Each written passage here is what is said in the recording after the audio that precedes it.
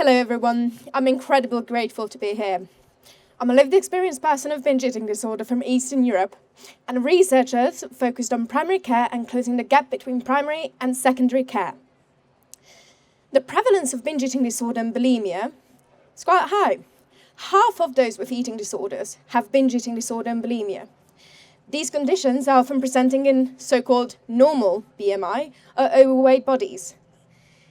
13 years after binge eating disorder being recognized as a standalone diagnosis, we still have limited understanding of it, and people are often seen as someone with a lack of willpower.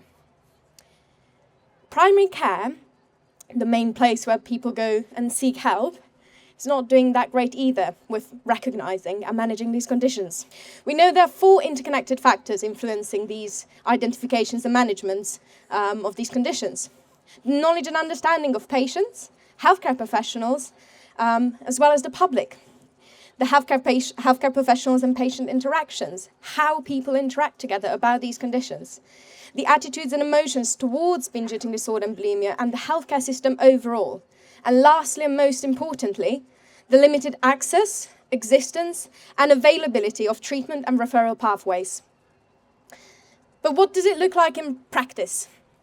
Recently, my team published a national survey where we looked at what is actually happening in practice and not what's being said that it's being done in practice. Here are some facts for you. People with bulimia were 4 times more likely to get a clinical diagnosis than someone with binge eating disorder. Most healthcare professionals did not screen actively for these conditions.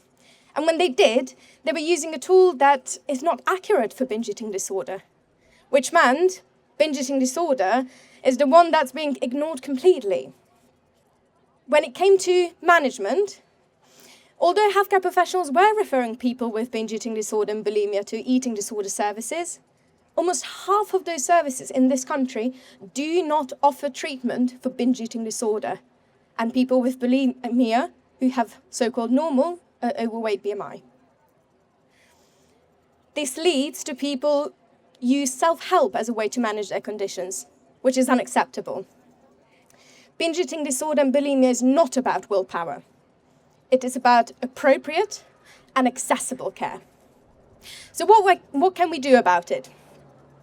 There are 4 main things that we co-designed with healthcare professionals and patients. Number 1 is the need for binge eating disorder and bulimia-specific educations for healthcare professionals, patients, families, and overall the public to really recognize that these eating disorders, that are the majority of eating disorders, are not being recognized. We need development of a brief and primary care appropriate screening to earn pathways for not just binge eating disorder, but all eating disorders, as most tools are still primarily used and tested in secondary care.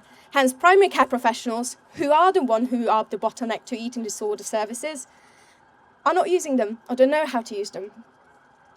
Next is developing a clear, efficient and patient-centered referral treatment pathway, including improving communication between primary and secondary care and offering a wider range of management options, especially for binge eating disorder. And lastly, and most importantly, co-designing specific national guidelines to support consistent care that goes from primary care, from prevention, up till recovery and secondary care. We need more voices of binge eating disorder and bulimia in our community, in research, and in policy. A voice that is not dependent on obesity, but it's heard and acknowledged for what it is. An eating disorder. Oh, sorry.